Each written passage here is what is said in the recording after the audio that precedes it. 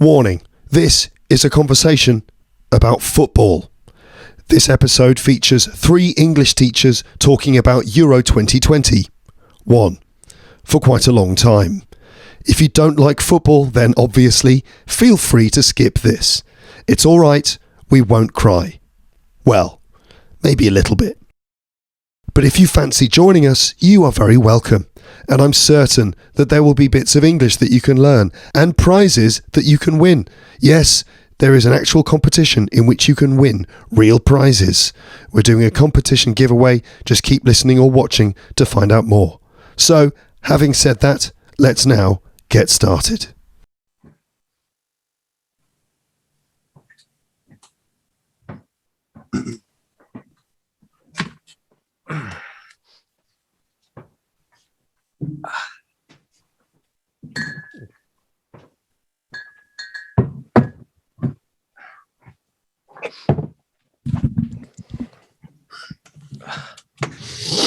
One, two.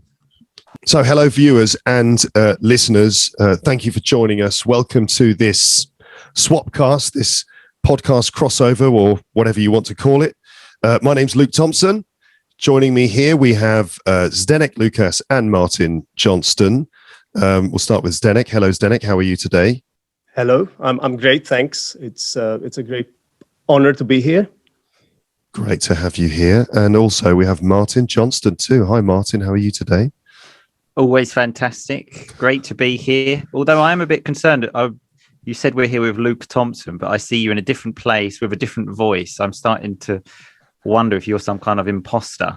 No, it is the real me. I promise. I know I'm in a different room here, and but it is the real me. I promise. So, it's a long story, but I won't go into the details. But yes, I've got a kind of a cold and a bit of a sore throat, which means that I'm kind of losing my voice. But don't worry, everybody. All right, I definitely don't have COVID-19, and I'm certain because I have had 2 tests in the last 5 days, and they both were negative. I mean, negative in the good sense. Negative meaning I definitely don't have COVID. I've just got a really annoying cold, which is causing me to lose my voice. You had a late fitness test, though, I heard, and you were able to make the show, which was great news. That's right, a late fitness test. There was that's right. There was a chance that I wouldn't be able to do this last night. The voice was in very bad condition. I talked to my manager about it, and obviously the boss has said, just we'll see how it goes, Luke, and just we'll see in the morning, how the voice is. So we've decided it's probably for the best that we give it a try. Exactly. So yes, that explains that, and the different background is because. Different background is because I'm not in my normal flat. I'm actually I'm back in the UK, which was a very last minute decision. It's a long story. I won't give the details, but yes, here I am in England, and I'm in sort of my mum's room. It's a sort of office slash sort of cupboard room. I don't know what to call it. But there you go. All right. But it is me, I promise. Even though I sound different and it looks like I'm in a different place, I promise it is me. I am Luke from Luke's English Podcast. I haven't been replaced by some kind of football-knowing imposter. It's like that thing of like, what was it, Paul McCartney, of like he died and someone else came in. It's maybe the same thing happened with you. You're going to start a conspiracy theory at this rate, Martin, exactly. That Luke is dead, that I've been killed and replaced by some body double. But you regenerated like Doctor Who or someone. This is not the first time that this has happened, though, is it? Because Zdenek and I did a meetup in a pub in London. Was it 2 years ago, I think? Something like that. Yeah, I remember it quite vividly. Yeah, because I remember us waiting for Luke to come to join the pub, and then somebody came, and that person started talking to us, but it just had a really weird voice, and none of the Lepsters in the pub had any idea it was you, even though they had been listening to you for years. That's right, because I came in and kind of spoke like this. I sounded a bit like Miles Davis, the trumpet player who kind of famously spoke like this. I didn't have the American accent as well, but I kind of spoke like this. Hello, everybody. Hi, how are you? And everyone was like, who's this guy? And Zdenek was like, no, that's Luke. And I was like, it's me, it's Luke. It's Luke. And then it's like, and they're like, no, you're not Luke. We know Luke's voice, and that's not Luke's voice. So please go away. You're blocking the entrance. It was kind of like that. Right. Anyway, football. We are here to talk about football. So let's do this. We are here to talk about Euro 2021. I don't know, is it Euro 2020 or Euro 2021? It's both at the same time. Exactly. Strange, isn't it? Make your mind up, I think. I go for one or the other. I think I'm going for Euro 2020 because that's the official name of the tournament. Okay. So we're here to talk about Euro 2020, especially England and the Czech Republic, because obviously Martin and I are English. Zdenek is from the Czech Republic, so we will be focusing on that a bit. Although we'll be talking about the tournament in general. Listeners, you're going to listen to 3 English teachers talking about football, okay? And there are going to be some giveaways. That's right, special giveaways from us to you as part of a little competition that we're doing. You can win stuff. So keep listening and watching to find out the details. Let's introduce ourselves briefly. I'm going to ask both of you who you are, where you are, and who you are sponsored by. And because we're not sponsored by a soft drink manufacturer. Maybe after this podcast might be different once they watch this. Coca-Cola could be on the phone in a few hours, so you never know. But at the moment, no, yeah. Considering we did the Ronaldo move, I think Coca-Cola will be on the phone saying, what did you do? Our share price dropped even further. Although I read that's actually not true, because I read an article about that saying it. So first of all, it went from like 252 billion to 248 billion. It was like 1%. And they said that movement is actually quite common. And they said the main market is in America. And although Cristiano Ronaldo is also famous in America, no one's bothered about football there. If it had been someone like LeBron James, then that could have, but I don't think they're watching a press conference about, who was it? Portugal? I can't remember. So that apparently is nonsense. So I've debunked that myth there for you straight away. And we know, don't we, that all publicity is good publicity, ultimately. Exactly. So it's probably only helped Coca-Cola further. I would say so, yeah. Yeah, their incessant rise or inflation, I don't know what to call it, as it cannot be stopped. Anyway, so who are you? Who are you? Where are you? Who are you sponsored by? And what is the name of your podcast? Just tell us those things first. Zdenek, we'll start with you. All right. So who am I? I'm Zdenek. Nice to meet you all. I'm an English teacher from the Czech Republic. So I'm pretty much outnumbered by English teachers here. And I am currently in the Czech Republic. I am a private English teacher, and I also have my own English podcast called Zdenek's English Podcast. And lately I've been teaching English using board games. It's like my sort of like a speciality, or what you might call it. And and I love football, and that's why I'm happy to be here. Fantastic. Could I just add an additional question, which is, what's the current temperature of the room that you're sitting in? It's hot. 27 degrees Celsius. I don't know what it is in Fahrenheit. Don't ask me that, but it's very hot. Yeah. Indeed. Okay, good. This is important context. Martin, who are you? Where are you? And tell us about your podcast. Go. Okay, so my name is Martin, as probably it says on the Zoom, which you can see. And I'm from England. I'm originally from Essex, but I currently live in Sicily, which is where I am now. And my podcast is called Rock and Roll English, if I move my head here. And You might notice it's the only English podcast that has a grammatical mistake in the title because I'm missing an apostrophe, which kind of tells you everything you need to know about rock and roll English, because it's, who cares about apostrophes? It's kind of rock and roll. It's like we're doing our own thing, like sod punctuation and this kind of thing. And so I record conversations with my friends talking about everything and nothing at the same time, telling lots of funny, embarrassing stories, and just trying to have a good time, really. And that's basically how the podcast works.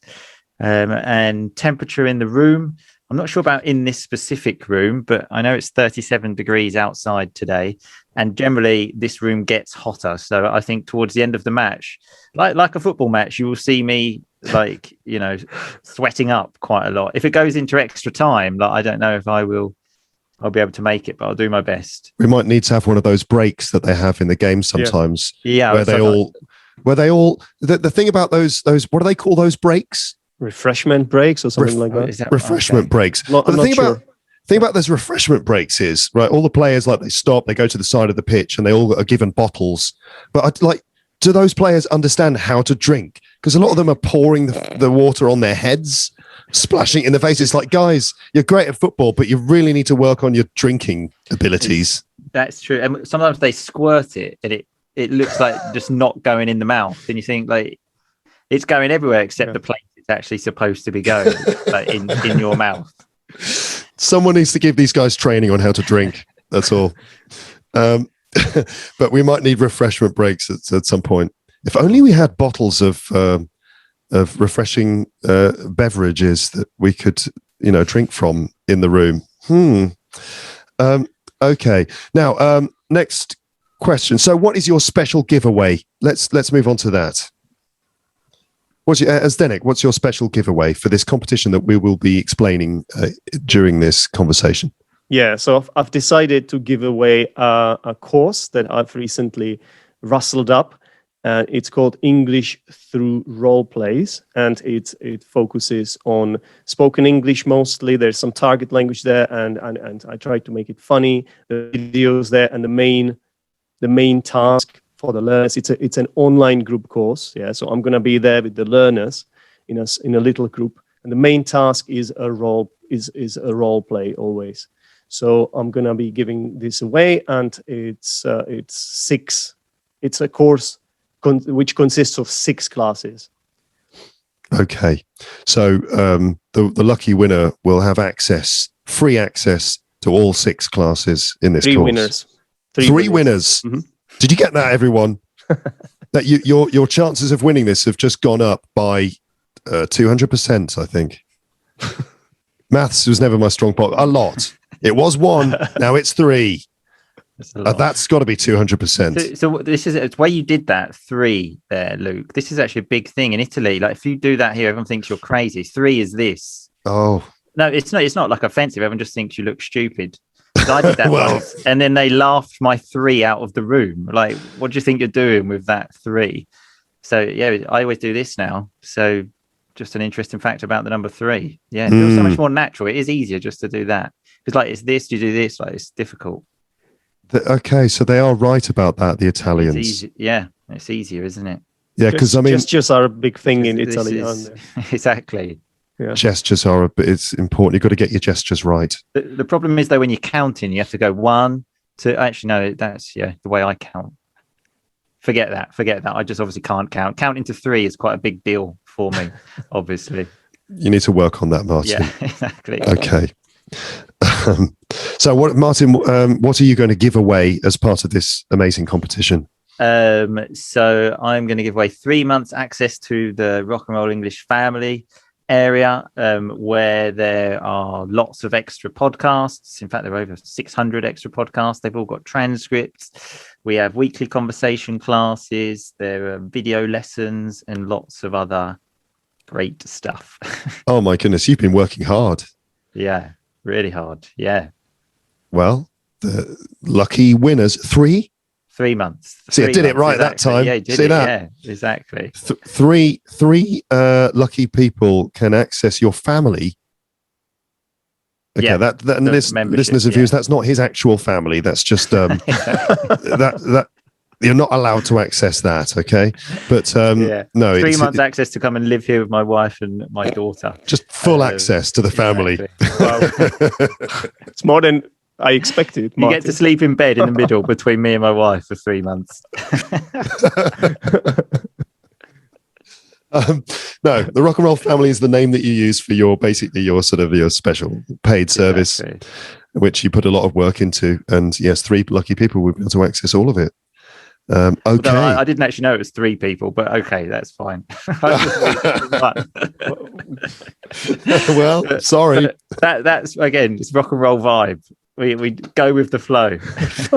Yeah. Well, I mean, you guys are offering these courses that you've put your blood, sweat, and tears into. I would offer free access to Luke's English Podcast Premium, but you know what? I actually can't. Like, I logistically am unable to do that because it's just not one of the system that I use for Luke's English Podcast Premium doesn't allow that to happen. So I'm afraid that's not possible. But you know what? I am going to offer something which I think probably the value of it is considerably less than what you two are offering. But I'm going to offer those 3 people a Luke's English Podcast mug each. If you sign it, then the value immediately will just shoot through the roof. So. You think? It wouldn't go down. It's like, I like this mug, but there's a stain on it, which I can't get off. No, that's Luke's signature. Oh, all right. What can I... All right. Yeah, maybe I should sign the mug with some kind of... Well, on the outside, though, because if they put tea in it, they're kind of like drinking the ink, maybe. So sign it on the outside. On the outside. Right. Okay. Yeah. That's a good idea. Yeah. 3... signing it on the inside would be very difficult also, like logistically to... Like get my hand in to sign it inside the mug. 3 signed Luke's English Podcast mugs. I've been working on my merchandising store has been unavailable for ages, and I'm slowly like opening things up again. And I've worked out that I will be able to offer 3 mugs. The store is not open yet, though. Everyone, okay? This is just a special. I'm making special arrangements for this to happen. Okay. The value is just going up and up now. It is, isn't it? The expectation is going up and up. Okay. Next question. Let's go back to football. So I would say, and this is a question that I think that many of our viewers and listeners will be wondering, and this is which Premiership football team do you support? The Premiership is a high-profile division. Which Premiership team do you support? Should I ask you that question, Zdenek? Sure. I support Arsenal, the Gunners. See, that's why I was wondering whether I should ask you, because I thought maybe you'd be just too embarrassed to tell us that. All right. Well, you see what I did? You see what I did? I poured scorn on Arsenal. I am a bit embarrassed, you're right, because we haven't been doing particularly well lately. So, yeah, Arsenal. Okay. There's nothing else to add, really. Sure. Zdenek. Yes, Martin, how about you? I'm almost a little bit embarrassed these days for different reasons, because I support Manchester United, but I'm from the south of England. So the classic, what they call maybe glory hunter, because my time, like when I was a child growing up, early 90s, and there was like Cantona. And I remember we were like the first people in the world to have Sky TV. So they were on TV a lot. And I didn't really have, like, for example, my dad's not so into football. So normally like your dad gets you in. So I didn't know this thing about you have to support like local team. And then when you get a bit older and you realize that it's too late to go back. Like you're in too deep. So you have to keep plugging away, which was really difficult because they kept winning everything. So it was difficult, but I mean, that has been more difficult in the last probably 8 years. Since Ferguson left, basically. Yeah, who I actually describe Alex Ferguson as my second dad. And in fact, there's a documentary out about him that came out recently. And so you can watch this on Amazon Prime Video. And here you had to pay €5 for it. So I said to my wife that she knows nothing about football, doesn't care at all. But I said, look, you have to watch this, okay? Because he's like my second dad, and like you're offending my family if you don't. Powerful words for an Italian. Is she Sicilian? She's Sicilian, yeah. So if you say, look, you're disrespecting my family if you don't watch this, she'll be like, oh, right, okay, I'll definitely watch it then. Exactly. So she watched it with me. And at the end, this is a quote. She said, that was the best €5 we've ever spent because it was so good. Oh, wow.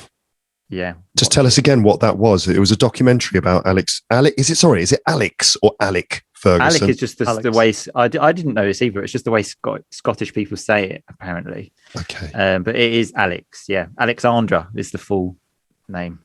Yeah. Okay. So what's the documentary called?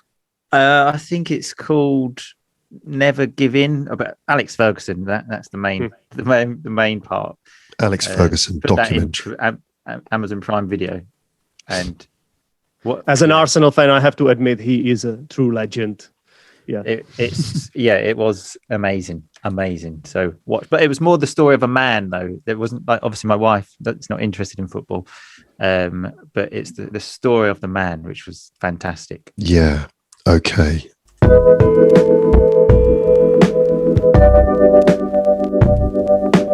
So it's now time to give details of the competition giveaway. We didn't give details before, but here they are now. So the details are this. You will find a link in the description to this video, this podcast, or whatever. There is a link to a Google form. Just put your email address in the Google form. Now, we're not using those email addresses for marketing. We're not going to use them. We're not going to give you spam. It's just for this competition, we promise. So put your email address in the form, send it off. And so the deadline for this is the 6th of July, midnight, 6th of July, Central European time. Okay. Put your email address in. What we will do is all the email addresses that will come in, we will select three randomly,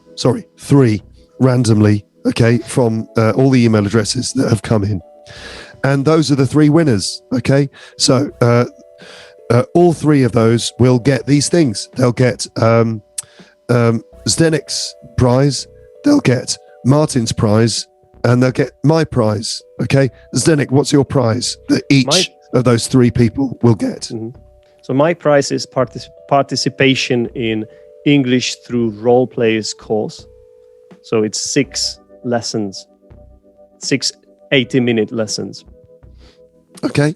Great. And they can find the details of that course on teachersdenek.com. teachersdenek.com. My voice is nearly gone.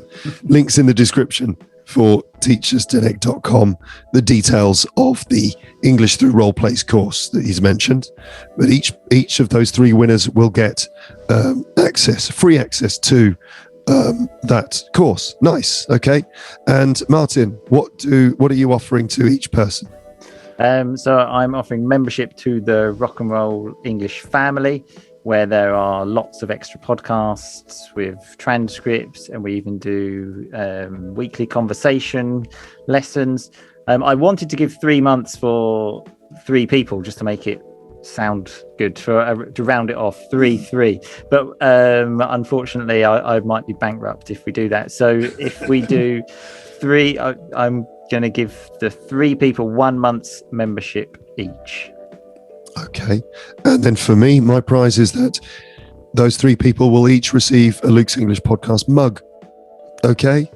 All right. So check the link. You'll find a Google form where you can put your email address in, and we will pick out 3 email addresses from all of the ones that we receive, and those 3 people will receive the prizes. Okay. There you go. Right. Let's get back to the conversation. Next question is, are you a football expert?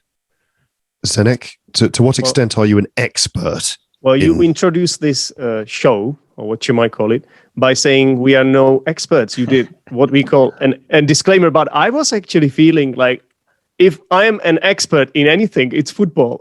So I would like to think I am, because I have, ever since I was a little boy, I have always had football as my number one interest. And I've played football almost my entire life. And I love it. I watch a lot of football in my spare time. And yeah. Okay, well, sorry for like... I forgive you, Luke. Yeah. Okay, good. All right, great. Good. Martin, how about you? What's your level of expertise?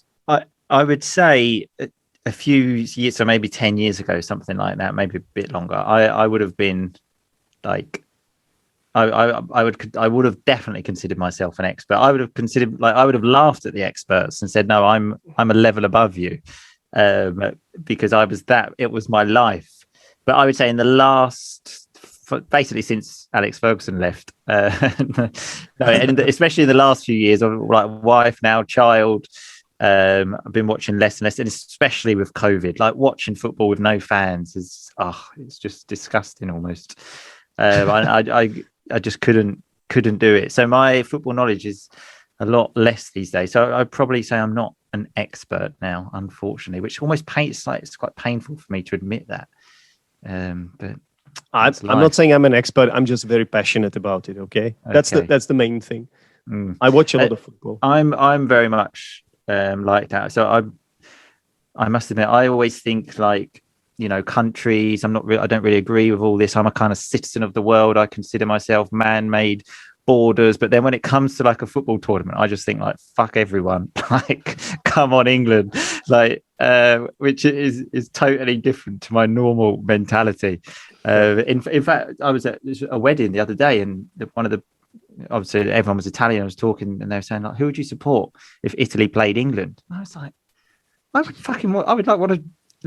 want to win 10-0, like against. That would be like even more reason to want to win that. So that's I just do get very passionate, especially when it's a big tournament.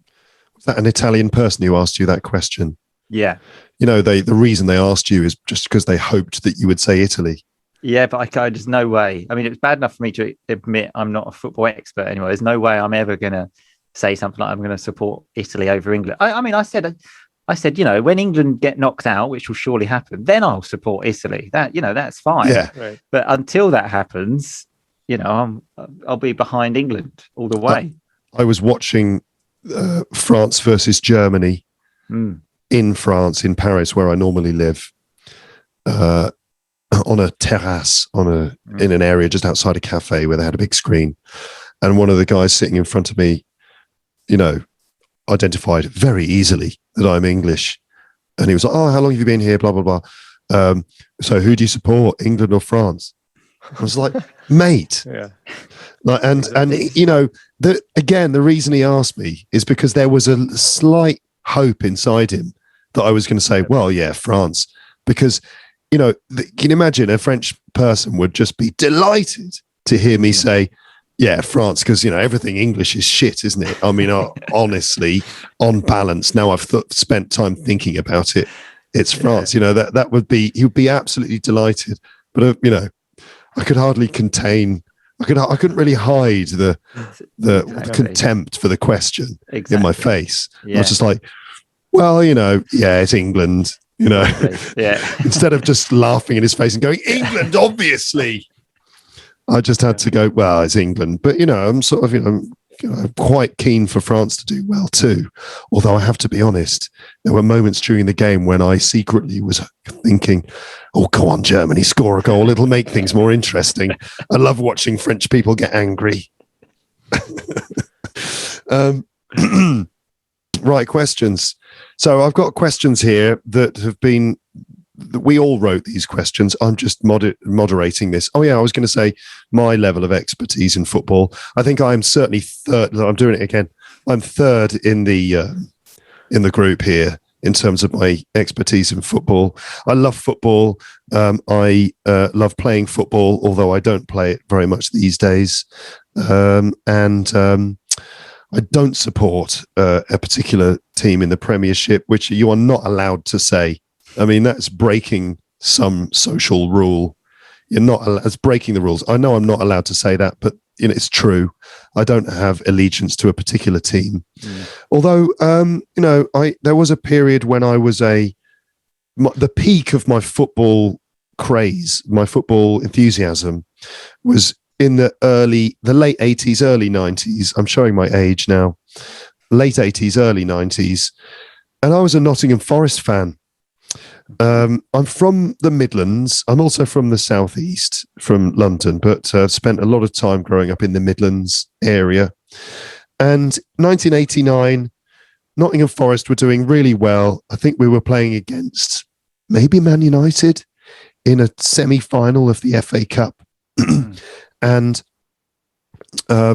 my dad and I both liked the way that Nottingham Forest played. They were managed by Brian Clough at the time. Yeah. Legendary football manager Brian Clough. He was their manager at the time. It was the end of his managerial career. But the guy was amazing because he made the team play a certain type of football that was very nice to watch. They played the ball on the ground a lot, a lot of passing on the ground rather than the basic, route one style of just hoofing the ball up. The English style of football is just get a big man at the front and just hoof the ball into the air, long ball game, aim it at the centre forward, and then just try and scrappily get the ball in somehow. But Brian Clough had a more continental approach, I think, inspired by like Italian teams or Spanish teams from the 70s, I think. And they played the ball on the ground, and it was really attractive football.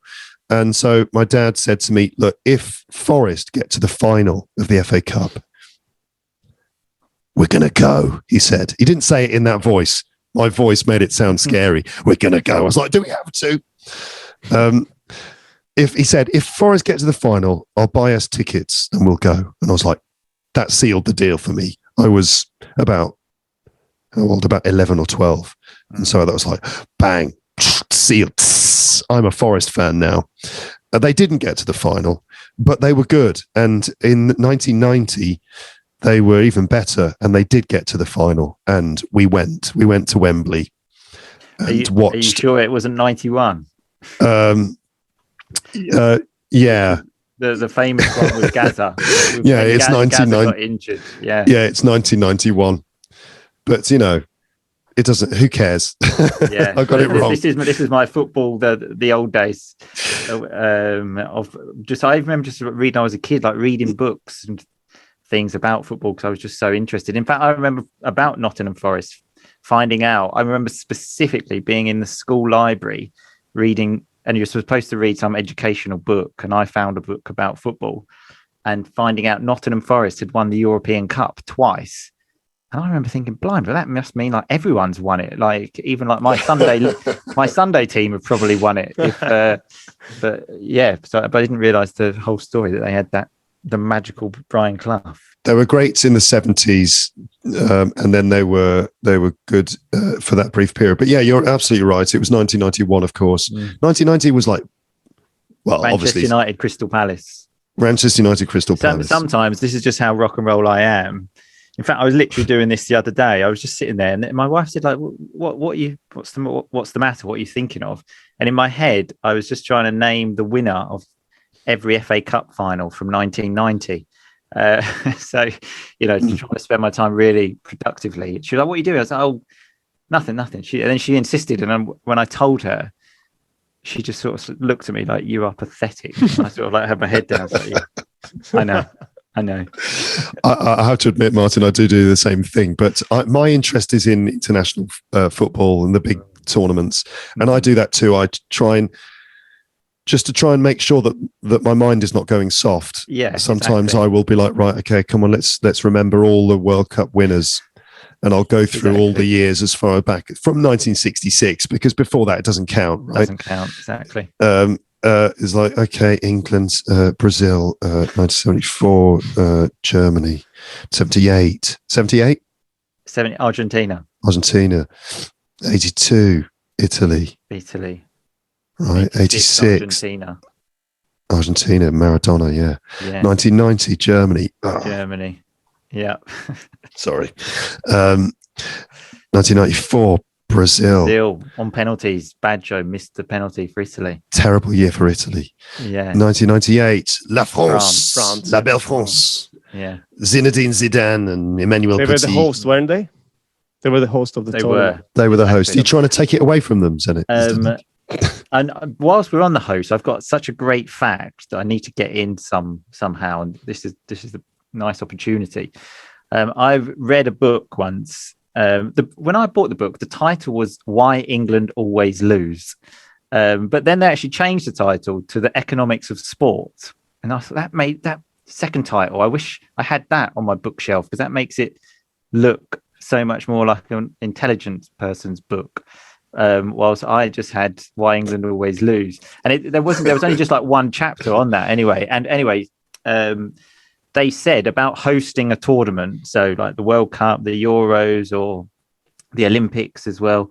And they said, like, because they always say it's a good investment for the country. And they said that's actually not true, because the country end up losing money, but it brings this feeling of like togetherness. And suicide rates in every single country that had the Olympics, the World Cup, were reduced that year by more than 50%. That's crazy, by more than 50%, because people just feel more.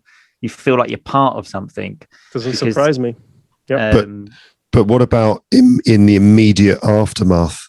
Did suicide rates go up by 150%? They went by the whole year, and. I thought that was amazing, because, and from my experience, the only experience I have of that is when football came home in 1996 and England hosted the tournament. And there really was, like, you could almost just feel the buzz around the play. And also the Olympics in 2012, although I actually came home late for the Olympics. I was in Italy, and then I remember I wasn't really so interested, because I'm not so interested in the Olympics. I remember getting home and like my sister-in-law saying like, "Oh, I need to get home and watch the swimming." And I was like, when have you ever been interested in swimming? Because everyone just got so involved in it. And it was the same kind of thing there. Okay. Yeah, I totally get it. Well, we won't continue listing the World Cup winners. People can just Wikipedia it, of course, if they don't know. I mean, yeah. Anyway, we've got to focus. Just send me a private message. I'm happy to go through it with you. Okay, it's fine. We could talk about Euro 96, but we plan to talk about it later. We've got to talk about Euro 2020, which is ongoing. Yes, but to finish the point, I'm less of an expert on football than you two, but I love especially international football. Right, so where are we? Zdenek, Euro 2020, where are we now in the competition, just to give people context? All right, so we've just started the third round of the group stages. So there are a few more matches to be played, and then there will be the knockout stage, obviously. So yesterday, one of the groups, was it the Group A? I think that's logical. The Group A basically finished. So this year it's a bit different, because there are more competitive, more participants of the tournament. So it's always the first two teams progress to the knockout stages, but also the 4 out of 6 third places also go through, which in my humble opinion makes the tournament really interesting. I wanted to ask people's opinion on that. I don't like this. I don't like this. The third place team can go through, because I think it just takes the edge of it. So, for example, the group where there's France, Germany, Portugal, and I think Hungary. Normally, you're looking at that group thinking, okay, one of those teams is going home, which is good. But now, and I don't like this. The thing. So I can't remember who finished third in the group yesterday. Maybe Switzerland. I can't remember. Now they have to wait to see if they qualify. I like it to be black and white. You finish third in the group, pack your bags, go home. And also, if you're in a group that doesn't have 3 teams going through, you're going to be a bit annoyed, aren't you? You're going to be like, wait a minute, these guys have got a considerably greater chance of getting through to the next round than it goes on like goal difference and points. It's like the 4 best third place teams, if that makes sense. Oh, so it's not specific to any group. It's not just sort of just random of like, we quite like the look of like Hungary. Yeah, come on, you can come through. I thought it would be like Group A, 3 teams are going to go through, but Group B, only 2 teams. Fuck you, Group B. No, that would be harsh. That would be harsh. Okay, so they're just. On the other hand, I would say that you have fewer matches that like don't matter, because you play until the last match, because even if you lose your first 2 matches, there is a mathematical chance that you might still progress. So, I mean, I think there are both good points and bad points about this. But I understand where you're coming from, Martin. Okay. Have we already established then? I'm sorry, I wasn't focusing because I'm thirsty and I was thinking, how am I going to open one of these bottles of this beverated sugar drink? You can Beverated. No, carbonated sugar drink. That's what I wanted. How am I going to open that with my teeth? I can't do that. No, Some people I can't either. I've got a friend who can do that with his teeth, but normally big scary men, muscly. You've lost your voice. Don't lose your teeth. Come on. Good point. I know, but I need to be hydrated. I do. I need hydration. I've run out of water. Anyway, so yeah, it's the 21st of June, 2021. England are going to play the Czech Republic tomorrow. We are in the sort of final stages of the group stage of the tournament. That's where we are. Okay. How many matches in the competition have you seen? Have you managed to get 100% or not? Zdenek? Oh, I haven't. I have seen most of the matches though, but there were a few I didn't get to watch. But overall, I think it's been a fantastic tournament, and even the matches that I wouldn't normally be interested in sort of are making it for me. It's really an interesting tournament. Yeah. Okay. What about you, Martin? No, certainly not 100%. I mean, even at the very height of my footballism, I'm calling it. My love for football. So I'd probably say around France 98. I mean, to get 100% of the matches, that's going some. So even then, I don't think I probably did. Then I'd probably put my percentage in the 90s. Now much lower. Although one thing is, it's just good to have on in the background, isn't it? Sometimes you're not necessarily watching it. It's just there's a match on, put the TV on, look over when there's a goal, kind of vibe. So I've been doing a lot of that as well, of when I can. But no, I haven't actually been able to watch that much. Obviously, the England games I've seen. I haven't even seen all of the Italy games, but I've seen all the England games and bits and bobs here and there, I would say. Yeah, similar to you, Martin. I've probably seen about 40%, 50% maybe. Quite a lot. I mean, I've seen quite a lot of it. But I also have I listen to the commentary on Radio 5 Live. Whilst watching the TV. No, just while cooking in the kitchen or doing other things. I'll just have 5 Live. Little plug there for BBC 5 Live, other radio love audio stations. So much. I just love audio. You don't want to go for BBC iPlayer kind so of vibe. Devoted to audio. Okay. Right. But no, I like the commentary on 5 Live. I think it's amazing. That's actually, one thing I've never enjoyed. I've always hated listening to football on the radio. I just hate it but you can't really understand anything. And then when they start talking like this, you think, there's going to be a goal. But it's I like so many times. I remember listening to it in the car when I was a child and just think I've got no idea what's actually going on here. So yeah, I'm definitely not a fan of listening on the radio. Although I would say it must be linguistically rich. It might be interesting to do some kind of a thesis on this, to be honest. The language must be slightly different from the TV commentary. You did do a thesis on this, Zdenek. Not on the radio, not on the radio commentary, though. But you did a master's thesis about football commentaries.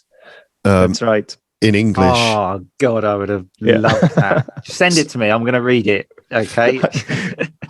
I don't think it's as interesting as you might think, but it was an interesting thing to do. It made the otherwise really not very good experience of writing your master's thesis at the university. It made it way more enjoyable for me because I was transcribing the commentaries and picking out the language and sort of analyzing it. Not 90 minutes because that's 5 minutes. It was 5 minute excerpts, like five. Right. I had like five minute clips. Okay. Yeah. Okay. Yeah. Okay. I mean, I feel like I should now, we should take a little tangent into football cliches that you hear in football commentaries. It's one of my questions, actually. What's your favorite cliche by football commentators? Because they often will say the same kind of thing in their commentaries. Okay, I'm going to. Luke, normally we need him to normally ask. Sorry, Martin. Direct questions. Like Zdenek and I are like, we need direction, Luke. Like Martin. We don't know what we're doing. Martin, there you go. I'm doing it now. Good, Martin, thank you. And I need to be ordered. I will continue to do that. I thought about this question a bit, and I haven't really got one which is so common. So I first of all thought one of my best ones. This is more Sunday League kind of thing. When you would hear when playing football as like a child, and you would often be playing terrible pitches and lots of wind in England, obviously like in the winter, and lots of small children trying to run around after this ball. And then when it would bounce, it would like get lost with the wind, and then you would just hear everyone just going, "Don't let it bounce," and then it's bounced, and then the ball's just sort of like the goalkeeper's bouncing, it's like bounced into the other goal. So that was my favourite from Sunday League football. But one of my favourite one, like that a commentator used a lot, Andy Gray, who was a very famous commentator, now is not really well liked because of some not very nice things and views about women, I suppose, that and he basically got sacked from TV, well, from English TV, and rightly so, I want to say. And he had one which I loved, which was form is temporary, class is permanent, which I always just thought, even just in life in general, because you think a player, sometimes they might be going through a bad period, but you never lose that class, you never lose the touch. I've got to say, a bit of rock and roll vocabulary there, Martin. Form and class. Can you explain? Well, so form, in this context, would be how well a player is playing at that time. If you are in good form, you're playing well. If you're in bad form, you're not playing very well. And class is a difficult one because it's not like class as in the class system. Yeah, middle class, upper class, lower class. No, it's not. It's not like that. It's like I suppose almost your ability. I suppose if you talk about a player's class, ability. But it's such a lovely term. I think such an elegant way to describe a player of like, and it is true. You never lose it because. Back in the day, I was a fairly decent footballer, whilst now I'm not. But not because I can't.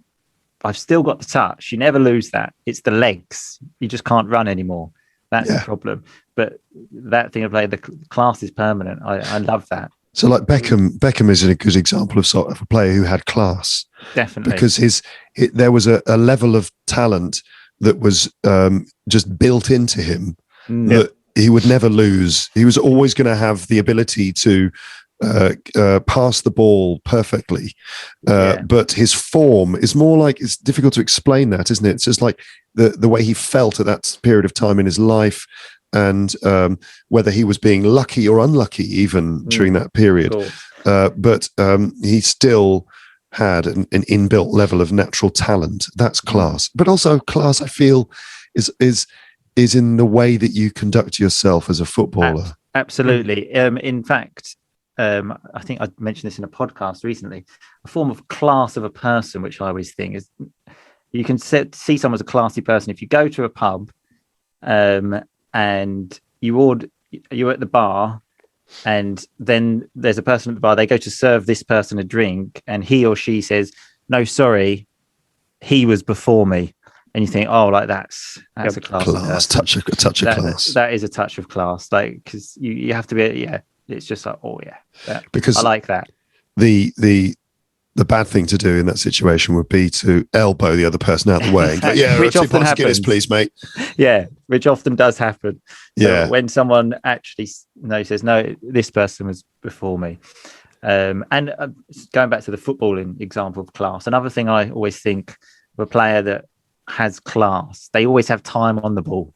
You never see a class player rushed. For example, Pirlo, the Italian player, you never saw him like running and like diving into tackles. He was always seemed like he had time on the ball. Sign of a good player. It's like time moves more slowly for these people, exactly, and they're not in a stressed out panic. Yeah, they're just composed.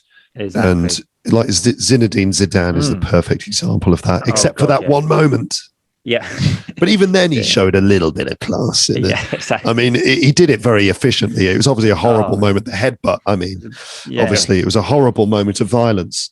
But at the same time, you have a part of me respects the way that he did it so effectively. Got very like into the part of like where it would wind you the most, I suppose, as well. Very efficient, straight there. Yeah. Managed to get the center of gravity right into it like that.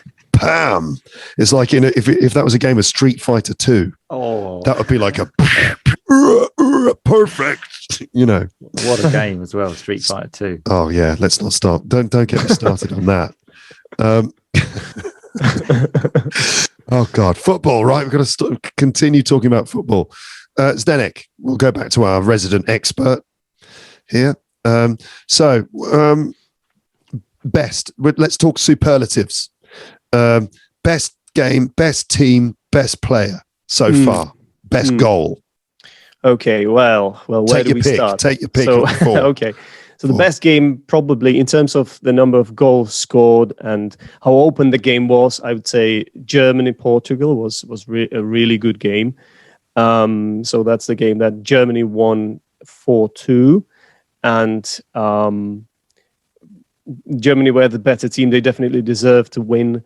And even though there was a moment of magic from Ronaldo, who is obviously the best Portuguese or the best known Portuguese player. Pretty famous. That I think his first name's Cristiano. Maybe? Cristiano Ronaldo. Okay. Yeah. Dave, isn't it? Dave Ronaldo. Cristiano. That's it. And when I say a moment of magic, no, I don't mean the Coca-Cola thing. Yeah, it was. We basically defended a corner, and then he ran like across the whole pitch at a top speed. He is, by the way, 36.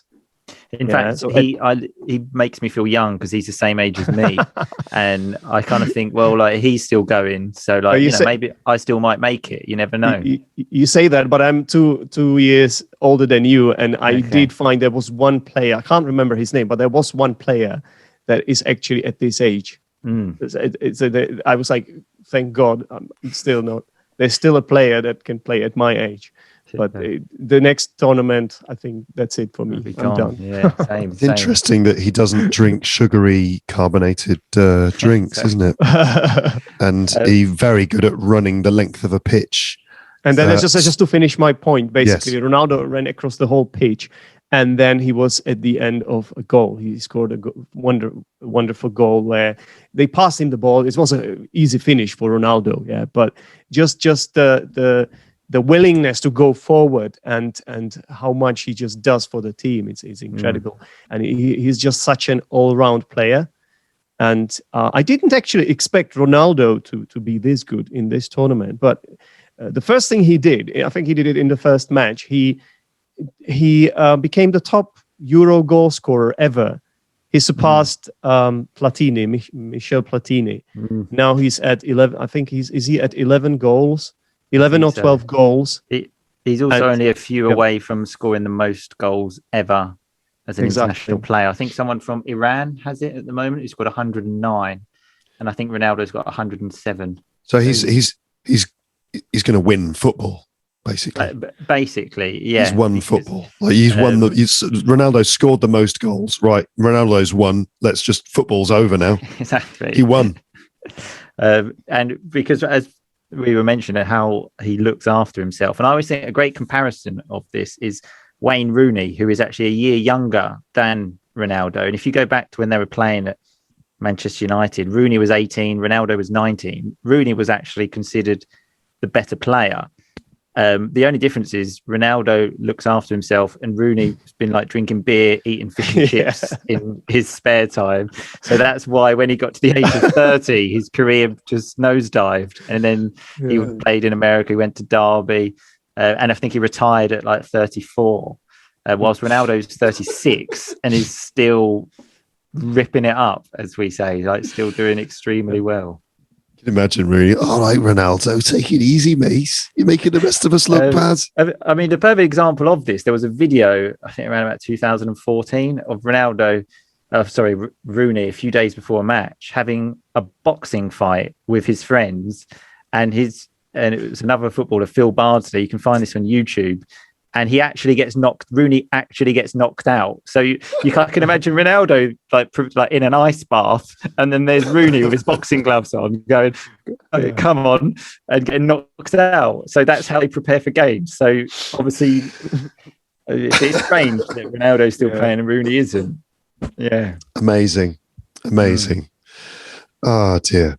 So he was, for me, Ronaldo is has been one of the best players so far. But at the same time, a little caveat, it's kind of too early to say really, because it's gonna come down to those knockout matches really, of course, because then I don't think a player who finished in the group stages, whose team finished in the group stages, will be one of the best players of the tournament. It's not how it works usually, right? So also in the last World Cup, I think Ronaldo scored a hat-trick against Spain in the first match.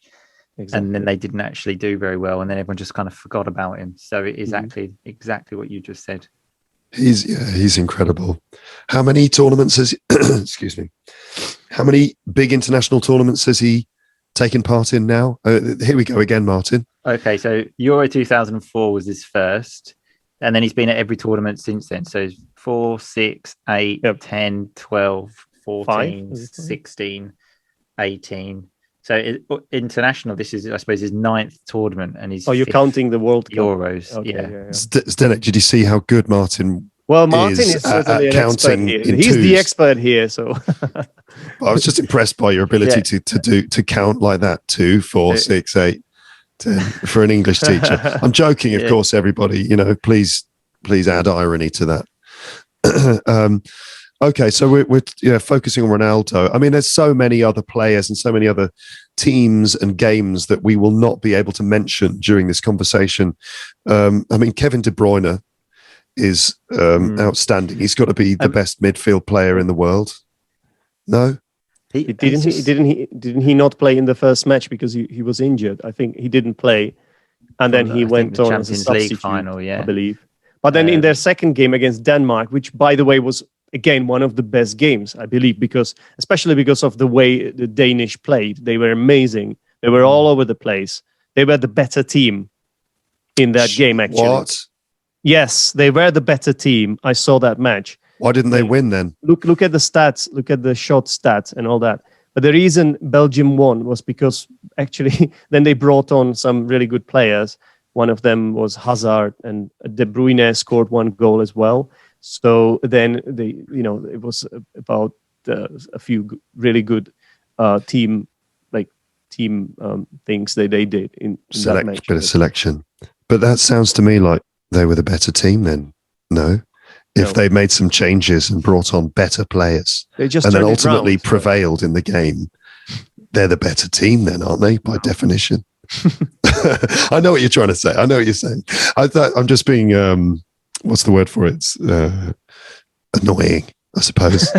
That's one of the things that's one of the things, going back to the football commentaries and the cliches, that you often get that, where people say, I think that, I think we should have won that game. I think it was, it's like, well, if you should have won, why didn't you win?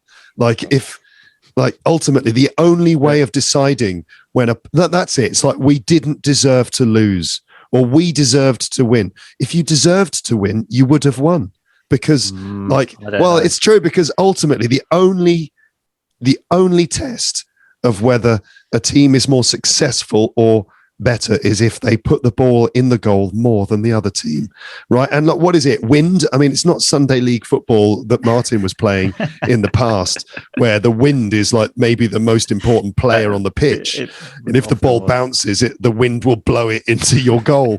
That's not happening here. I mean, what other factors are there beyond just what's going on the pitch? You can have a bad refereeing decision, VAR, everything. Like, there are lots of things that can go. I mean, as well. So let's go back to the 2010 World Cup. Okay, England, Germany. Germany are winning 2-0. England score a goal, 2-1, right before half time.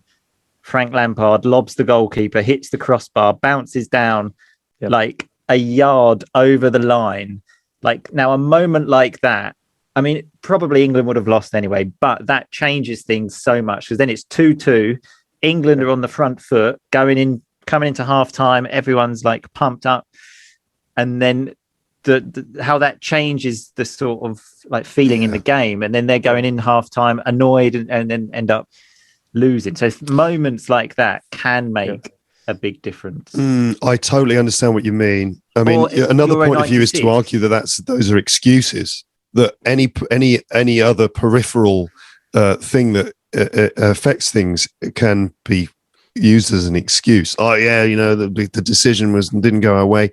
I don't know. But this was a clear and obvious error by the referee. Yeah, true. As we call it these days, and there was no goal line technology at the time. And we don't have to go too far with the Maradona goal with his hand, right? And the England goal against Germany in 1966. Don't forget that. Of course, exactly.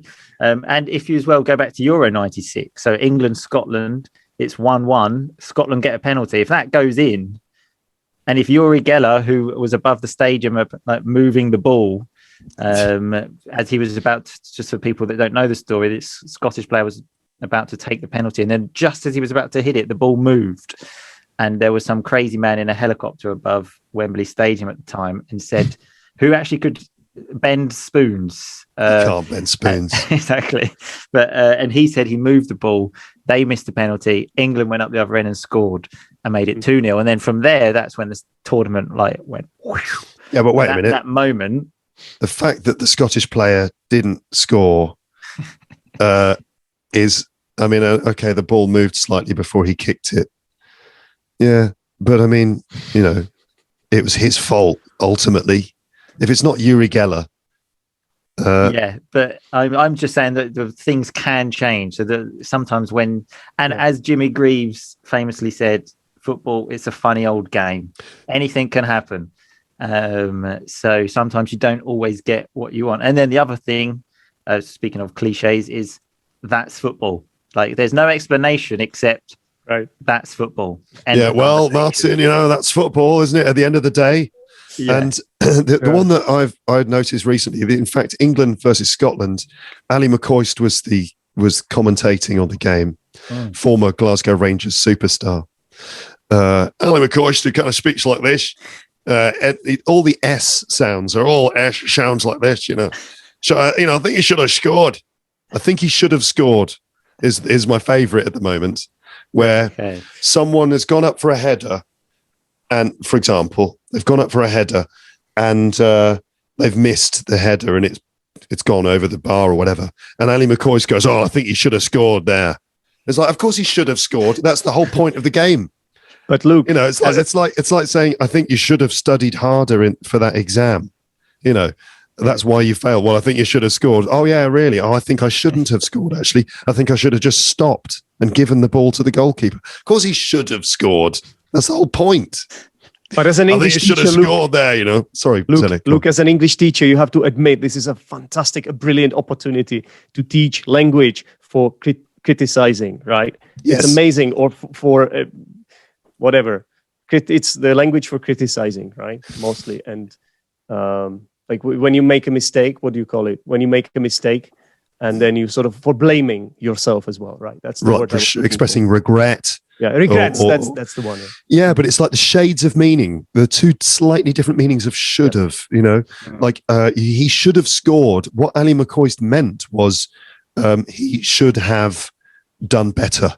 He should have. That was an opportunity that he should have capitalized upon, right? And so that's what he means, rather than, because also he should have, meaning he made the wrong decision, like that's why it's like, he should have studied harder to pass the exam, means he should have made the decision to study harder. Whereas I think he should have scored means that, how do I describe that? That's it, rather than it being such a clear-cut opportunity that, he should have done better. Sorry, I bet is what he means. Exactly, yeah. But I just find that funny. That slight ambiguity. As a comedian, I jump on that. I'm like, of course he should have scored. That's like a stupid thing to say. I think, it's like at the end of a game, like England lose. Well, I think England should have won that. So, oh yes, yeah. Thanks for the insight. Yeah, because in that way, it's to say that it would have been better idea, which kind of makes it a bit strange. Luke, with your back, you froze. Everyone froze there for a second. We've got some interference here during the video, ladies and gentlemen. We are currently experiencing we're experiencing technical difficulties here. We've got an unstable or unstable internet connection. I think we're back. I think, and I think we're back now. Okay, back to the interview. Sorry, I just want to mention something here, because on football clichés, and something that came into my head, which I hear so often, that I just want to bring up. I feel very strongly about this. Anytime you hear someone talking about someone, they will always say, like, for example, Cristiano Ronaldo is the best trainer. He's the first into the training ground and the last to leave. You hear this, and I always think there must be a bloody queue. I mean, people must be getting to this training ground at like 3:00 in the morning, and to leave, everyone's going, no, you go, I'm not going. You go, I'm going to be the last to leave, because everyone is the last to leave and everyone is the first to get there. Yeah, it's like, imagine a commentary track of someone talking about Portugal versus Germany. Well, Ronaldo, he's an outstanding player. I mean, he truly is world class. And, it's the devotion that he shows to not only the performance, but the training. He's the first to arrive on the training, in the training ground, and the last to leave. And they're all competing to be the first and last to leave. So exactly. So they just live there, at the training ground. That's a good example of a cliche. Yeah, absolutely. Yeah. It doesn't necessarily mean it's literal, obviously. Yeah, of course. Yeah. It's just the commentator is trying to say that he's really dedicated. I think the only person I've not heard that for is Wayne Rooney, because he wants to get home, drink beer, eat fish and chips, and then have a boxing fight with his friends. Martin, maybe it does apply to him, but in a pub. Yeah, exactly. Yeah, it's the last to leave the pub. That's what the bar staff are saying at the end of the night as they're cleaning up the bar. I'll tell you what, that Wayne Rooney's impressive, isn't he? Not only in his performance, but in his training. He's the first to arrive in the pub and the last to leave. Exactly. And the other classics, like it's a game of two halves. I just wanted to say that, or the best defense is offense, right? Okay, yeah. And another classic one is take every game as it comes. So we're not looking too far into the future. Just take every game as it comes. So you can guarantee they will say that. Yeah, they'll say like, oh, for example, you've qualified for the next round. Now you're like thinking of the final. Well, we're just taking every game as it comes, really concentrating on the next game. That's Harry Kane speaking there. Yeah, I can hear Harry Kane. I can detect Harry Kane in your voice there. Don't forget to add, obviously. Well, obviously, we've gone out there. We've done our best. We've just like the manager, the boss has told us to, just have fun and let our feet do the talking. Obviously, that's what we've done, and we're just taking every game as it comes. We're just, and obviously, everything's obvious. It's like, and another classic, like, speaking of interviews, I remember years ago, Michael Essien, who was a Chelsea player, they played a knockout game of the Champions League, because the footballers are just such robots. They have the standard things to say, take every game as it comes, blah, blah, blah. And they said, oh, like, you played well, you scored a nice goal. And he said, well, the important thing was just to get the 3 points. We're not playing for points. This is the knockout part of the tournament now. So you're just talking absolute rubbish. It's just the Rolodex of phrases just going through the brain. Well, just like, we've got to get the 3 points, and just someone grab him, someone just get him away from the microphone.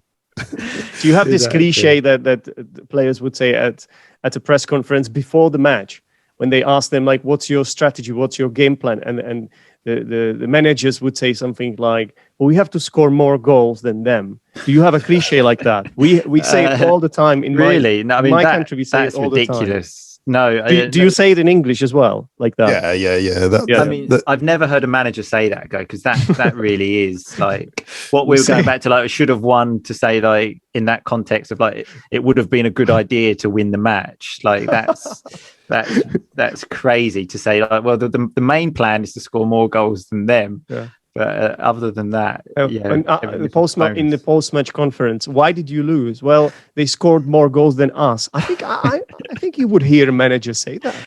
Wouldn't you? Ultimately, what's happened is that they've hit the net more than us. You know, they wouldn't say they've scored more goals than us. They would use some sort of idiomatic phrase. Yeah. You know, they've found the net more than us. You know, ultimately, you know, they've had more possession. They've found the net, you know, more than us. And I think that, you know, we should have scored on several occasions. Like, yeah, you should have scored more than them. Yeah, and like I will shout at the TV sometimes during the punditry. That's when the experts or the guests in the studio are analysing the game afterwards, and they are basically sometimes using rather fancy language just to say, well, this team played better than this team. This team scored more goals than this team, and that's why this team won and this team lost. It's basic maths, isn't it? 1 is greater than 0.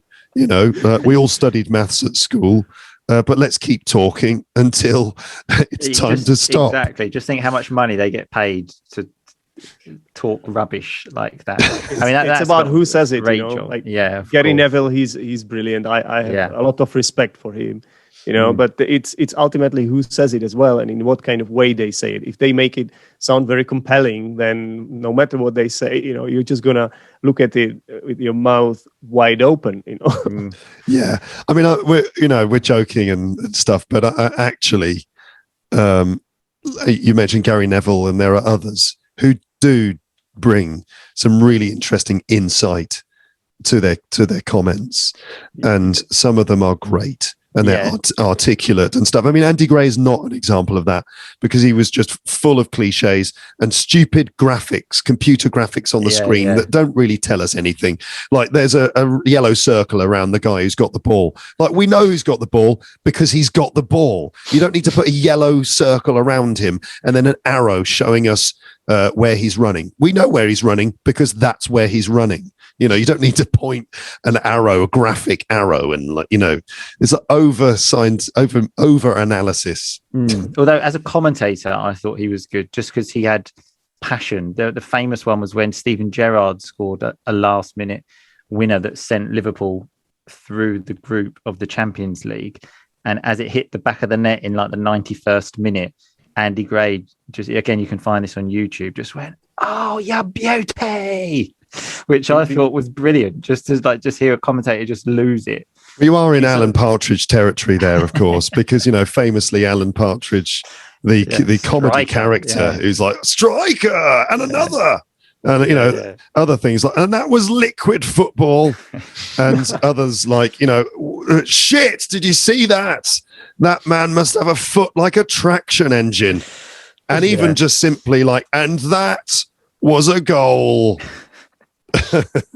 I just love the passion. I thought Andy Gray was a great commentator, less of a pundit, but the commentating side I thought was very good, just because of just the passion involved. That's what you love to see. I will always remember. So England played Northern Ireland. I think it was a qualifier for the 2006 World Cup, and England lost the match.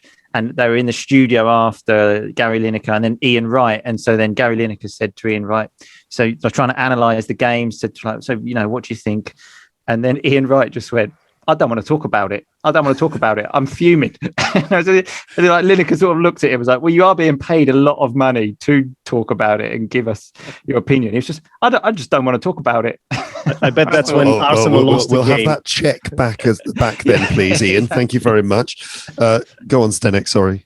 I just said that's when Arsenal lost the game. That's why he didn't want to talk about it. Well, that's what happened, basically. Yeah, Mhm. I always thought so. Just like that kind of passion. And another one I remember, Nottingham Forest legend Martin O'Neill.